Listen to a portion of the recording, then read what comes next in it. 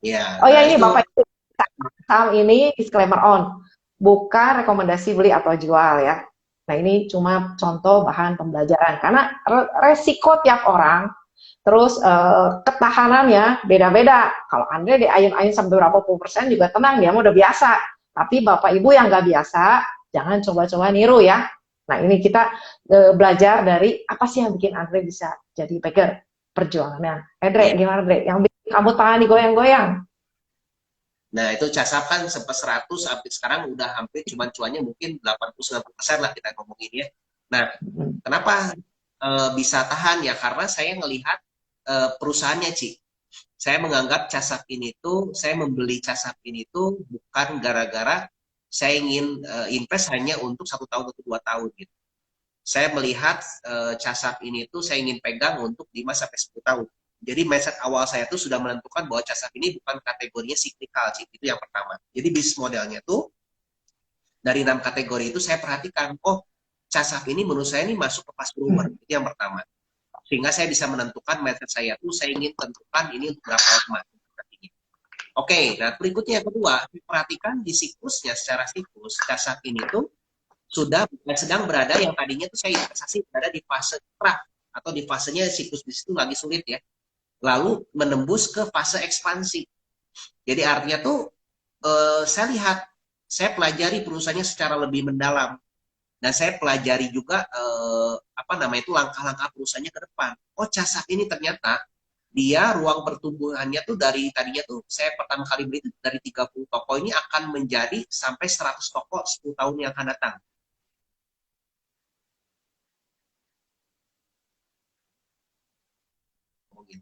Nah, berarti kan kalau kita berhitung, kalau kita hitung-hitungan kita melihat itu ternyata perjalanannya masih panjang gitu.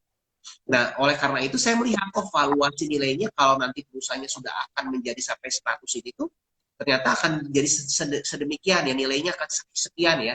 Nah, inilah yang membuat jadi akhirnya saya melihat oh di perusahaan ini bakal dapat untung sekian. Itu yang menjadikan saya tuh percaya bahwa oh 5 sampai 10 tahun lagi ini akan menjadi harganya sekian. Nah, tapi balik lagi kan itu hanya baru hitung-hitungan ya. Kita belum lihat juga tentang bagaimana perusahaannya, bagaimana apakah peluang dia ke depan tuh akan bisa berhasil atau tidak. Dan kita juga harus lihat manajemennya. Nah, itu yang dengan melihat seperti itu, saya akan melihat bahwa oh Casap ini saya pede atau tidak. Nah, karena saya melihatnya Casap ini manajemennya bagus gitu ya. Satu contohnya kan Pak Totong ya. Pak Totong ini juga kan pengalamannya di retail bahan bangunan ini kan sudah puluhan tahun. Udah gitu dia juga banyak kerjasama juga dan partnership dengan hulu ya. Satu contohnya kan bisnis keramik Arna. Dia kan pegang ya kalau kita ngomong distribusinya.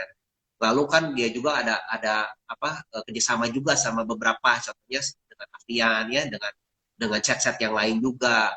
Ya kalau kita sebutnya apa ya dia menguasai juga dari hulu sampai hilir kalau saya perhatikan gitu kan. Ini yang menariknya sih menurut saya ya. Jadi akhirnya saya pede. Oh ternyata dengan 5 sampai 10 tahun lagi tuh Casap ini tuh akan bisa merajai nggak gitu kan retail bahan bangunan di Indonesia. Nah, dengan hal-hal seperti itu saya akan analisa dan saya akan melihat oh iya ternyata Casap mungkin mudah-mudahan bisa jadi 5 sampai 10 tahun lagi itu akan berkembang sangat hebat. Nah, dari sana saya muncul conviction, Ci.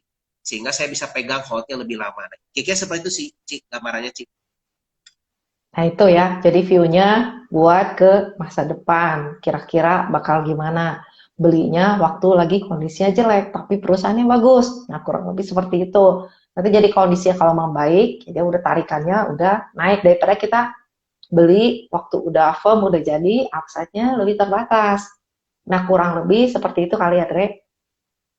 Iya, benar, Ci. Nah itu terus yang penting kalau nge-hold itu mesti yakin ya. Jadi di ayun-ayun juga tahan. Nah terus kalau biasanya nih ini saham kalau lihat ini emang kurang kurang liquid ya Dre. Nah ini Saham kurang lebih ya. ah, Disclaimer on, Ci. disclaimer on ya. Nah ini Bapak Ibu kalau memang suka saham yang gak liquid dan yakin itu bagus, yang penting tahu resikonya. Ini kalau turun juga bisa ARB terus. Tapi kalau lagi bagus, larinya kenceng karena lotnya tipis-tipis. Ya, jadi apapun yang dibeli, mesti tahu nih kalau naik gimana, kalau turun gimana. Nah, itu kurang lebih kan. Nah, ini mungkin Dre, kalau boleh nih ya, kita mau tanya lagi. Minta tip dan trik nih. Kalau kita nih masih baru-baru nih ya kan, saya coba mewakili para newbie nih, Bapak Ibu, teman-teman semua yang baru mau mulai mencari saham multibagger. Step pertama, apa persiapannya? Oke, step pertama ya. Hmm. Itu memang saya sarankan sih baca buku ya, baca buku, pelajari dulu ya, jangan sampai kita langsung main hajar aja ya. Apalagi kan dengan bisikan orang kan, oh, saham ini bagus gitu kan, atau dengan saya sendiri ya, casap bagus kata Ko Andre, besok langsung main hajar aja, nah itu jangan. Ya.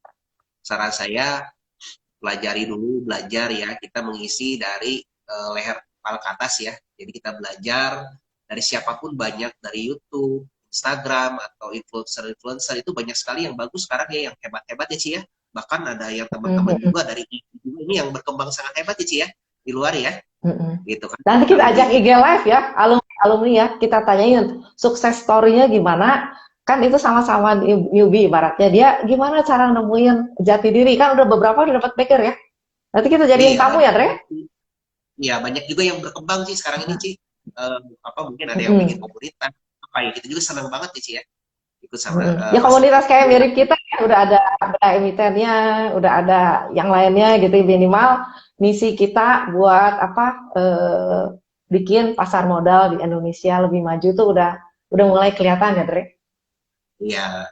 Nah, jadi teman-teman bisa belajar juga tuh kan, saling sharing. Saya juga banyak belajar ya dari teman-teman alumni juga gitu kan. Nah, dari sana kita bisa minimal kita bisa paham dulu lah, paham, mengetahui gitu kan, mana yang cocok dengan kita. Kadang-kadang kan cara gaya investasi kita pun berbeda-beda ya.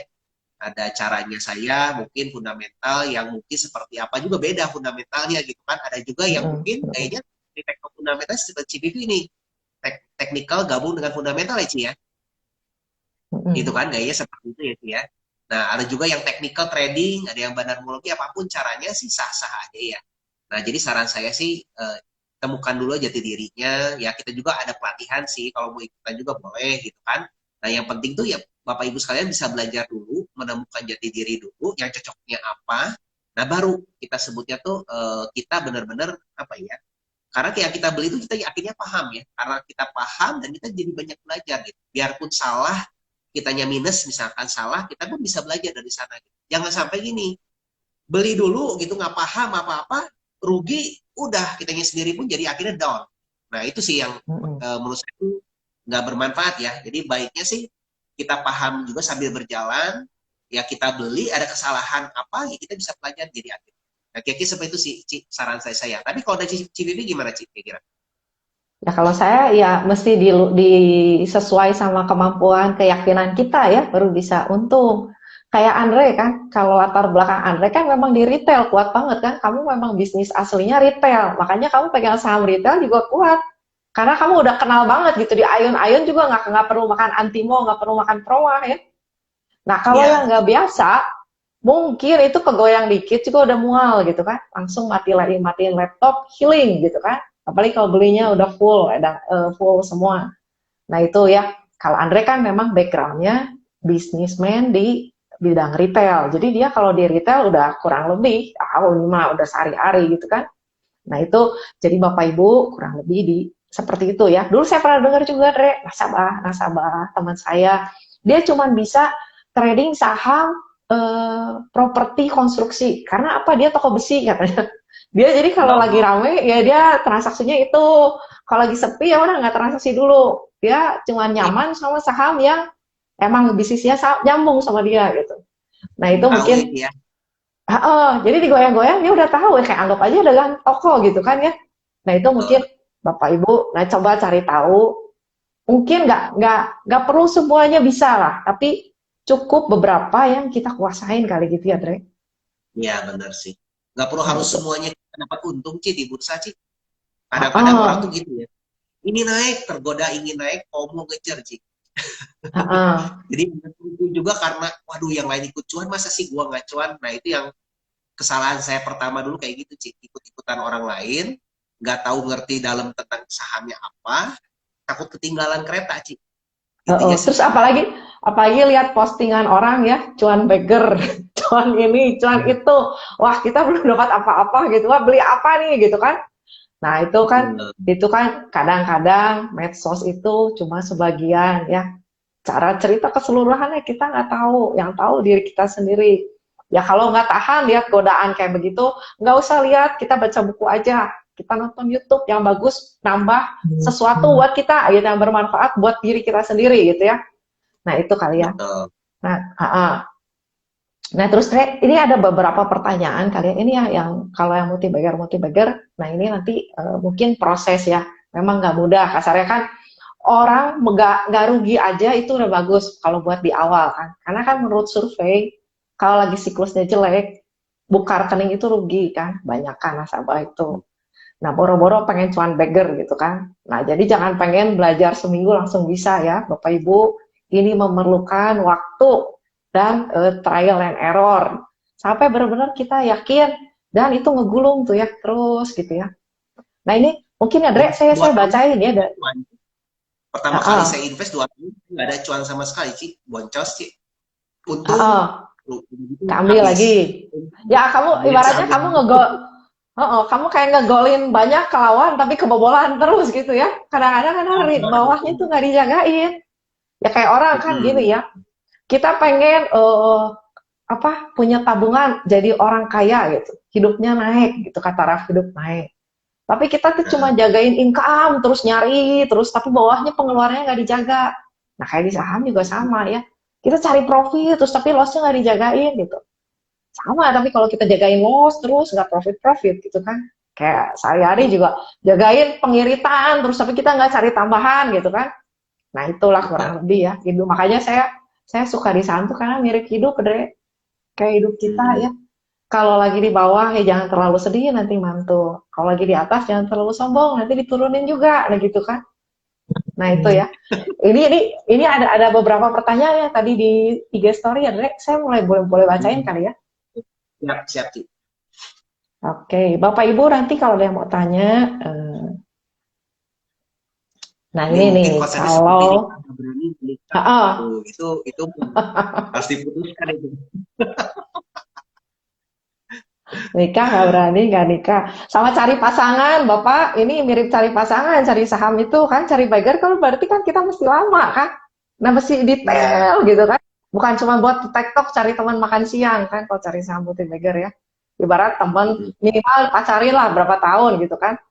Kadang-kadang juga kan kalau dapat baggernya ya udah kita mulai selingkuh lagi ya, Dre. Udah sampai valuasinya. Jangan sampai Iya, keambil lagi nanti kan stylenya juga iya. nggak bisa pegang terus kalau udah storynya habis ya udah dadah jangan Hmm. setia sama Jangan paham terlalu setia fanatik sama gitu. pasangan ya Dre. Ya, jangan terlalu fanatik ya kalau tersebut ya. Kalau udah untung besar, apalagi siklikal sih. Udah saatnya Ah itu take profit. Kadang-kadang nah greedy itu ya. sih. Jadi kan udah naik tuh pengennya naik lagi sih. Bukannya naik malah turun ya. Nah terus udah gitu gini ya biasanya nih penyakit gini ya ini saham udah kita pegang dari 1.000 udah sampai 4.000 di 4.000 nanti naik lagi nggak tuh turun tuh 3.400 tahu gitu jual ya udah saya antri lah 3.800 sahamnya turun lagi ke 3.000 ya udah saya pasang 3.500 turun lagi nah itu jangan sampai ya Bapak Ibu jadi itu kalau dulu bilangnya beli capcay tumpah itu keambil udah dapat makanan enak tumpah. Nah ini ada pertanyaan nih dari ini ya Pak As di IG story-nya Andre ya. Dari Pak Hmm. Asyamsu, menurut Pak Andre, berapa lama limit piutang usaha suatu perusahaan? Tuh, limit piutang perusahaan ya. Itu bisa bermacam-macam Hmm. sih. Jadi nggak bisa kita tentukan apakah piutang ini misalkan 30 hari atau 60 hari itu bagus atau jelek ya. Tapi kita bisa bandingkan di satu sektoral yang sama ya. Misalkan di retail. Retail ini kan kalau kita lihat kan harusnya kan cash ya. Dia kan nggak ada piutang kan. Anggaplah ada piutangnya itu 1 hari atau 2 hari ya karena ada utang bank ya kredit biasanya kan pembayaran ya. Nah Kalau kita bandingkan di retail lagi, ternyata bisa sampai ada 30 hari. Nah, itu jadi pertanyaan, makanya 30 hari.